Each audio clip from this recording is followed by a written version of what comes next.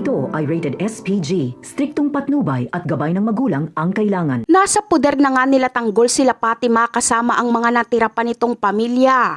Ayon kay Fatima ay handa umano siyang tumistigo basta tulungan lang sila nila Tanggol at protektahan sila laban sa mga gerero. Hindi naman nagdalawang isip si Tanggol na tulungan sila Fatima dahil alam niyang kailangan talaga ng tulong ng mga ito.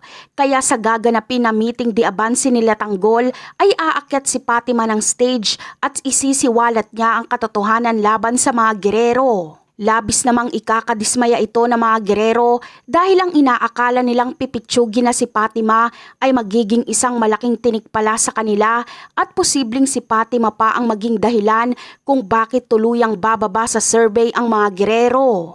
At dahil sa kontrobersyal na pag-aming ito ni Fatima ay mapapanood ito ni Rigor. Dito ay mapag-iisip-isip niya na hindi malayong si Miguelito ang pumatay kay David. Kaya hahanap siya ng matinding ebidensya na magpapatunay sa ginawa ni Miguelito kay David.